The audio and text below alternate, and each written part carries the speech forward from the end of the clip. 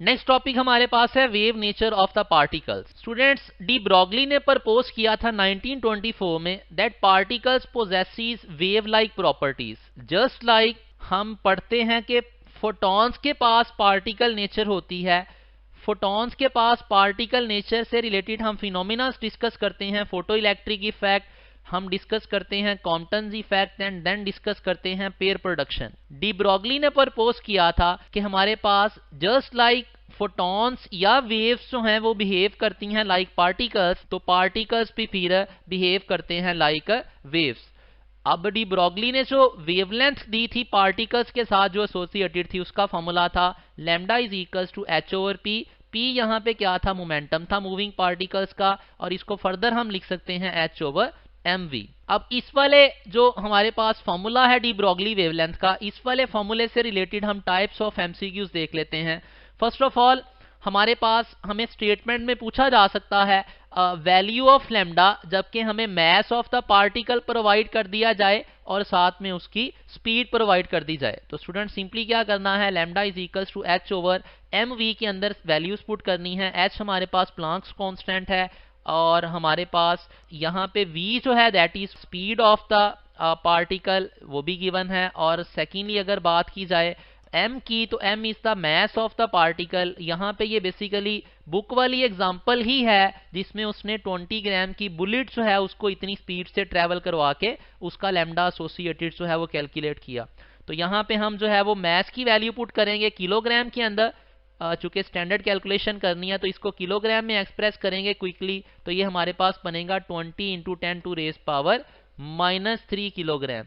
यहाँ पे स्टूडेंट्स -3 आएगा इंस्टेड ऑफ +3, ये -3 है। तो यहाँ पे जब सिंप्लीफिकेशन करेंगे हमारे पास लैम्डा की वैल्यू आ जाएगी 1 इंटू 10 टू रेज पावर -34। अब ये वाली वैल्यू ऑफ लैम्डा जो है ये एक बुलेट के लिए है जिसका मास जो है वो 20 ग्राम है। तो स्टूडेंट्स वी कैन एनालाइज कि ये वैल्यू जो है it is very very small, -34 वाले 10 की पावर में मौजूद है। इतनी वैल्यूज की वेवलेंथ जो है वो मेजर करना पॉसिबल नहीं है। यही वजह है कि फिर हम कहते हैं कि जो मैक्रो पार्टिकल्स होते हैं उनकी जो वेव नेचर होती है वो डोमिनेट नहीं करती और ना ही वो हमें रियल लाइफ में नजर आती है।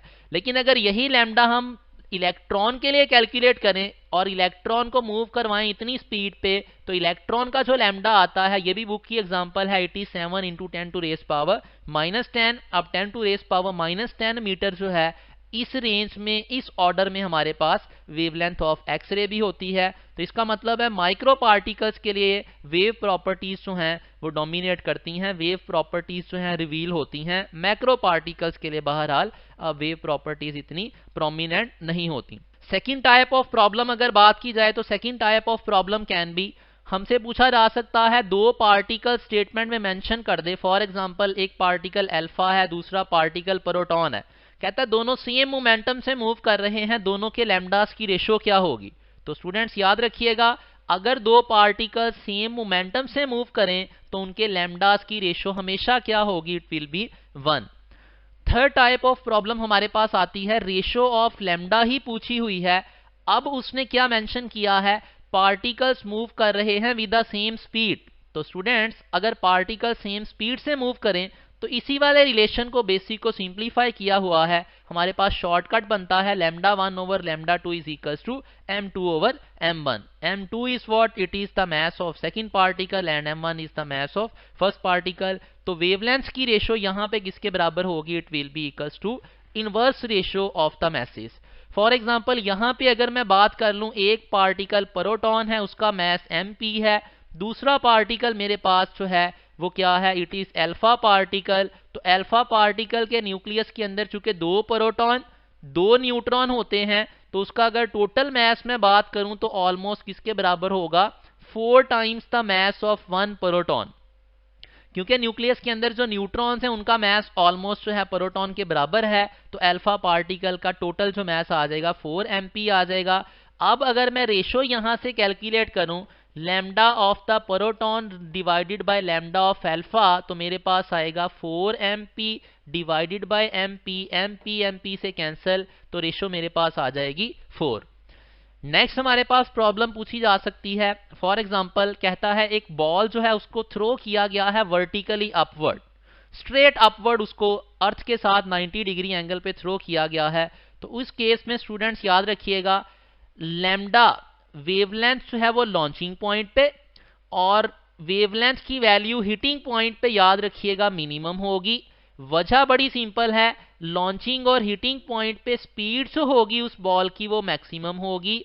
अब अगर स्पीड का रिलेशन हम वेवलेंथ से देखें तो स्पीड का रिलेशन वेवलेंथ से इनवर्स है, तो स्टार्टिंग और हिटिंग पॉइंट पे क्या होगा, वेवलेंथ मिनिमम होगी।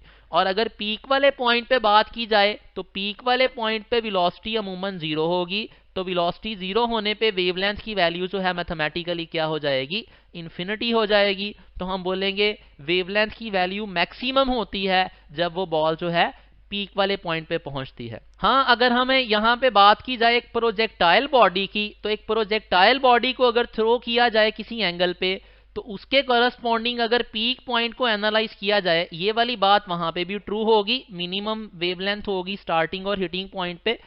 अगर बात की जाए हम पीक वाले पॉइंट पे, तो प्रोजेक्टाइल के केस में पीक वाले पॉइंट पे वेलोसिटी जो है उसका एक्स कंपोनेंट 0 हो जाता है, तो नेट वेलोसिटी जो होती है वो बराबर हो जाती है वाई कंपोनेंट के, और ये वेलोसिटी की होती है मिनिमम वैल्यू। तो जब वेलोसिटी मिनिमम हो जाएगी प्रोजेक्टाइल मोशन में पीक पॉइंट पे, तो वहां पे वेवलेंथ की वैल्यू अगेन क्या हो जाएगी, मैक्सिमम हो जाएगी। तो बहरहाल हमारे पास क्या भी लॉन्ग स्टोरी शॉर्ट बनी, इट इज कि लैम्डा एट पीक पॉइंट जो है वो मैक्सिमम हुआ करेगा, lambda at starting and hitting point जो है मिनिमम हुआ करेगा। नेक्स्ट हमारे पास है Davisson and Germer experiment. Students, de Broglie का जो हाइपोथेसिस था उसके बारे में कन्विंसिंग एविडेंस जो था वो दिया गया था बाय डेविसन एंड जर्मर। उन्होंने एक्सपेरिमेंट किया था और इलेक्ट्रॉन्स की डिफ्रैक्शन को ऑब्जर्व किया था बाय निकल क्रिस्टल। उनके एक्सपेरिमेंट के जो रिजल्ट आया था हमारे पास उसको हम एनालाइज कर लेते हैं। ये हमारे पास वही वाला formula lambda is equals to H over M V, V को उन्होंने रिप्लेस किया और हमारे पास फाइनल फॉर्मूला बना lambda is equals to H over square root 2m into V into ई।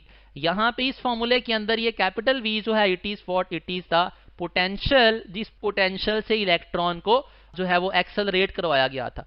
और ये वीई की अगर बात की जाए तो वीई क्या थी, kinetic energy of the electron. तो इस फॉर्मूले को हम फिर इस फॉर्म में भी लिख सकते हैं H over square root 2m और वीई की जगह पे काइनेटिक एनर्जी।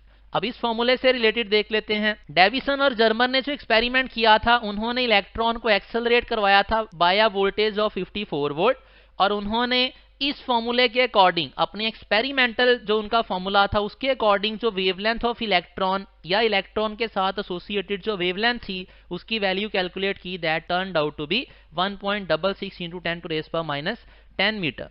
उन्होंने यही वाली इलेक्ट्रॉन के साथ एसोसिएटेड वेवलेंथ जो है वो ब्रैग्स इक्वेशन से कैलकुलेट की। ब्रैग इक्वेशन में उन्होंने जो चीजें ली थी, ऑर्डर ऑफ स्पेक्ट्रा जो लिया था वो 1 था, थीटा की वैल्यू जो स्कैटरिंग एंगल था वो 65 डिग्री था या ग्लैंसिंग एंगल जो था वो 65 डिग्री था, और निकल की क्रिस्टल के लिए जो स्पेसिंग थी एडजेसेंट लेयर्स ऑफ एटम्स के दरमियान उसकी वैल्यू जो है 0.91 इंटू 10⁻⁻10 थी। ये सारी वैल्यूज उन्होंने ब्रैग्स इक्वेशन में पुट की थी, that was 2d sin theta is equals to m lambda. तो यहाँ पे सारी वैल्यूज पुट करने पे वेवलेंथ जो इलेक्ट्रॉन के साथ एसोसिएटेड थी वो वेवलेंथ और उनका एक्सपेरिमेंटल रिजल्ट जो था वो दोनों मैच कर रहे थे। अब इसको हमने जो है इसमें जस्ट क्या याद करना है, इस वाले टाइप ऑफ इसमें इस वाले हमारे पास जो डाटा बैंक है इसमें हम याद कर सकते हैं डेविसन जर्मर एक्सपेरिमेंट में जो पोटेंशियल डिफरेंस यूज किया गया था एक्सेलरेट करने के लिए इलेक्ट्रॉन को, और इलेक्ट्रॉन की जो एक्सपेरिमेंटल वेवलेंथ और जो कैलकुलेटेड वेवलेंथ थी वो वाली वैल्यू, डी की वैल्यू निकल क्रिस्टल के लिए और थीटा और एम की वैल्यू। नेक्स्ट हमारे पास जो टाइप ऑफ प्रॉब्लम है स्टूडेंट्स, दैट इज पार्टिकल्स को अगर एक्सेलरेट किया जाए with the same potential through the same potential. तो याद रखिएगा स्टूडेंट्स, अगर पार्टिकल्स को सेम पोटेंशियल से एक्सेलरेट किया जाए तो वेवलेंथ की रेशो कैलकुलेट करने का शॉर्टकट फार्मूला क्या है। ये फार्मूला ऑब्वियसली यहां से ही बना है, तो इसका शॉर्टकट फार्मूला है λ1 over λ2 is equals to square root of inverse ratio of masses multiplied by inverse ratio of charges. तो अगर एक पार्टिकल अल्फा पार्टिकल है, सेकंड पार्टिकल हमारे पास प्रोटॉन है, तो उनके करस्पॉन्डिंग हम स्टैट्स यहाँ पे पुट करके सिंप्लीफिकेशन रेशो मालूम कर सकते हैं। Next type of problem can be particles moving with same kinetic energy. तो स्टूडेंट्स अगर पार्टिकल सेम काइनेटिक एनर्जी से मूव कर रहे हों तो उस केस में हमारे पास शॉर्टकट क्या है वेवलेंथ की रेशियो कैलकुलेट करने का, that is square root m2/m1। अब हम डिस्कस कर लेते हैं MCQs regarding de Broglie hypothesis. First MCQ is an electron and a proton are accelerated through same potential.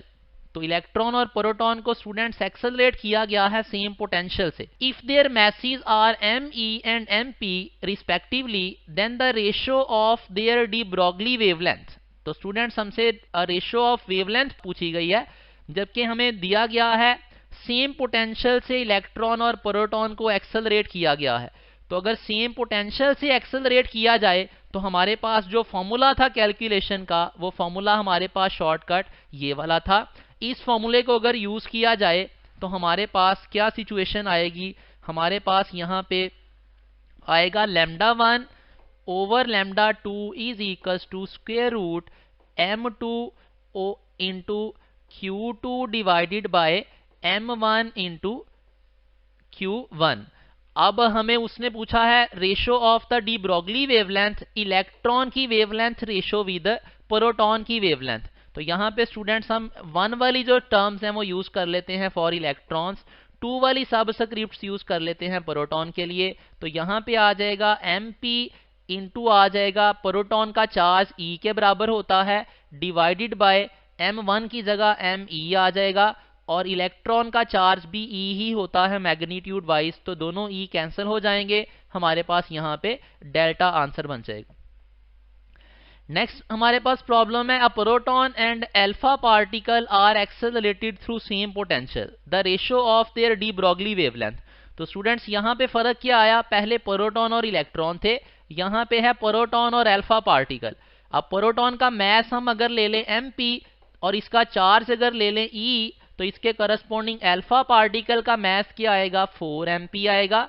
और अगर हम अल्फा पार्टिकल के चार्ज की बात करें तो अल्फा पार्टिकल के ऊपर +2e चार्ज होता है। अब ये वाली वैल्यूज अगेन उसी फॉर्मूला में पुट कर लेते हैं, हमारे पास आएगा lambda of proton divided by lambda of alpha particle is equals to m2, जो कि m2 वाली बटे वाली टर्म है, ये वाली टर्म्स हैं ये हमने अल्फा के लिए यूज की। तो यहाँ पे आएगा 4mp मतलब अल्फा पार्टिकल का mass multiplied by alpha particle का चार्ज डिवाइडेड बाय प्रोटॉन का मैस इनटू क्या आ जाएगा प्रोटॉन का चार्ज।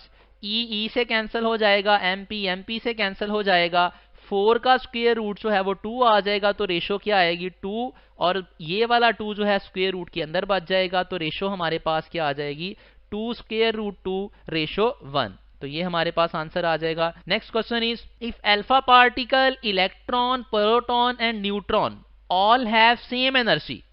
स्टूडेंट सारों की एनर्जी उसने कहा है सेम है, which one will have shortest wavelength.